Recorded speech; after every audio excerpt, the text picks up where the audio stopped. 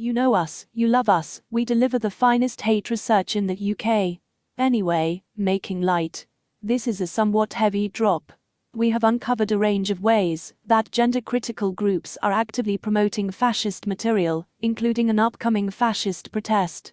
We finally made an exception to our fully traceable public evidence practice for this piece, because one of the fascist groups we were monitoring that was sharing GC material also engages in widespread promotion of terrorism, with brutal execution videos and so on. The entire purpose of those groups is to desensitize viewers to violence through repeat exposure to violent content, and consequently it seemed too irresponsible to direct our readers there, even with our aims of being as transparent as possible. I'm pretty convinced that other people working in hate research will easily enough be able to identify where the sources came from. We are happy to collaborate with other organizations on that front if not.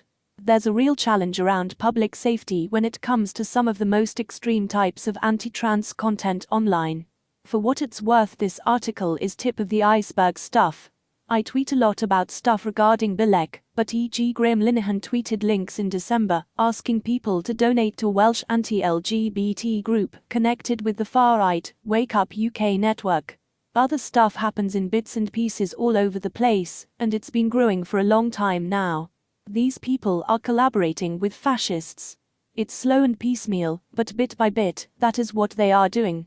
If we laid out everything piece by piece it would be unreadable, so we've gone for illustrative and particularly recent articles. Gender Critical and Fascist Social Media Increasingly Promoting Each Other. By Merrill Links and Mallory Moore. Members of the gender critical movement are increasingly sharing anti-trans content from members of the far right. In addition, members of the far right are showing growing appreciation for the gender critical movement. This growing accord between the far right and the gender-critical movement over their anti-trans stances is a worrying trend that suggests both a mainstreaming of the far right, using transphobia as a ticket into other spaces, as well as a radicalization of people who would otherwise not praise open fascists. On January 20th, a user of the website Mumsnet created a thread sharing a video featuring far-right commentator and Daily Wire contributor, Matt Walsh. The video is a clip of Walsh appearing on Dr. Phil, an American talk show, in which Walsh argues an anti-trans position. In the thread, Mumsnet users praise Walsh for challenging his interlocutor to define the word woman.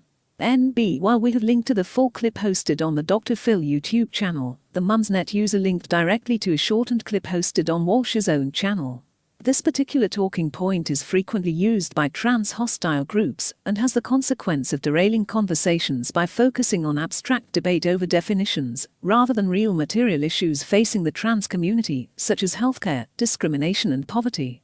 Gender-critical feminist groups have previously attempted to use concerns over definitions to challenge legislation in court. Their cases have been rejected thus far. Matt Walsh is, as mentioned above, a contributor to the Daily Wire. The Daily Wire is an extremely conservative outlet that frequently publishes anti-abortion and anti-LGBT articles, as well as articles promoting the idea that men are falsely accused of rape. Walsh describes himself as a fascist and is extremely outspoken about his misogynist and anti-feminist views, in particular his anti-abortion stance. His Daily Wire podcast features episodes with titles like Feminists Hate Men, but they also want to be men, as well as The pro-abortion position is ridiculous and disgusting. While some users in the Mumsnet thread showed awareness of who Walsh is, and cautioned others about being quick to praise him, or the far-right more generally, there were several users who appeared very happy to hear their opinions and rhetoric being echoed by the far-right. Mumsnet users praise Matt Walsh for deploying anti-trans rhetoric. I can't believe the word salad of trying to or not define women got clapped. Spot on. Great to see a man being so on point about what we already know. Way to go, Matt. This syndication of far-right figures and sources by the gender-critical movement is not an isolated incident. Trans Safety Network have previously documented this convergence and noted when mainstream gender-critical figures have shared information from far-right sources, including their direct communication with those sources, in order to help construct narratives. At the same time as gender-critical groups showing a greater willingness to share content from the far right, members of the far right show an increasing enthusiasm for taking up gender-critical causes and praising gender-critical feminists, seeing the existence of transgender people as a common enemy. Walsh's appearance on Dr. Phil elicited interest from far-right activist Tommy Robinson. In a far-right Telegram group dedicated to spreading hatred against transgender people, the same Matt Walsh clip received glowing praise from far-right members.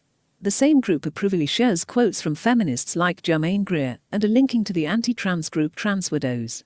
This group frequently features extremely graphic photographs and videos of violence and even murder in order to desensitize members to violence.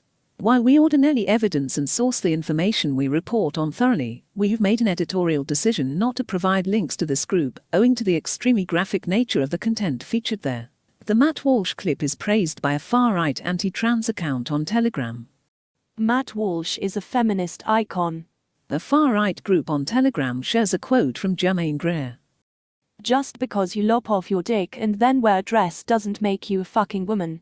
I've asked my doctor to give me long ears and liver spots, and I'm going to wear a brown coat, but that won't turn me into a fucking cocker spaniel. Material from anti-trans group Trans Widows being shared by far-right Telegram users. I told my husband that I wanted a divorce. He told me I was making a terrible mistake. He explained how he would become this amazing person after transition, when he is free to be his true self as a woman.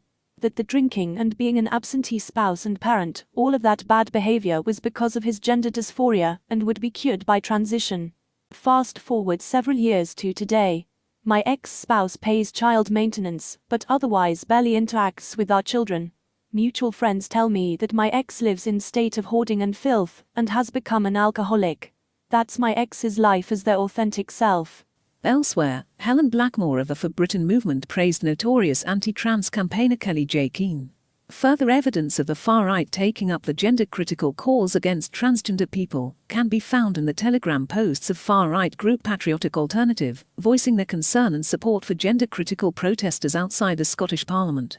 In a further disturbing turn, this relationship is increasingly branching outside of trans-specific hatred into the weird world of half-truths, mixed with conspiracy theories, which has grown a significant interest from far-right racist groups. Keane has made a series of streams on YouTube about grooming gangs, repeating unproven claims that a young girl was killed and eaten as kebab meat. These claims are themselves a rallying point for racist conspiracy theories, that the botched police investigation was in fact a police cover-up resulting from paedophile elites who control everything behind the scenes. Keane said directly on stream. What we know is that there's grooming gangs in Telford. A young woman that never actually really made it to mainstream news, wasn't a big story, was cut up, and I think she was put into meat that was sold for human consumption. We know that there are vast numbers of men involved in these grooming gangs, and we know that there's weird cover-up stuff going on, that only makes sense if the other people in power are also raping children. This rhetoric shift has coincided with Kelly J. Keane's YouTube comments being increasingly visited by Tommy Robinson supporters promoting fascist protests, and material as can be seen below. Live chat during Keane's live stream has far-right activists promoting the work of Matt Walsh, and an upcoming far-right protest descending on Telford on the 29th. Oh Tommy. Check out Matt Walsh, transgender activist can't define woman. I won't give up the words. I guess a woman is whoever a man thinks is a woman, huh? Telford 29th. I have and will always use the terms woman and man. The gender-critical movement and the far-right appear to accord very strongly on the topic of trans rights. This pattern of GC groups sharing content from far-right sources and far-right sources sharing content from GC sources is worrying in that it both demonstrates a potential entry point into far-right radicalism for GCs, as well as a route for fascists and the far-right to enter more mainstream conversations and spaces, using transphobia as their invitation.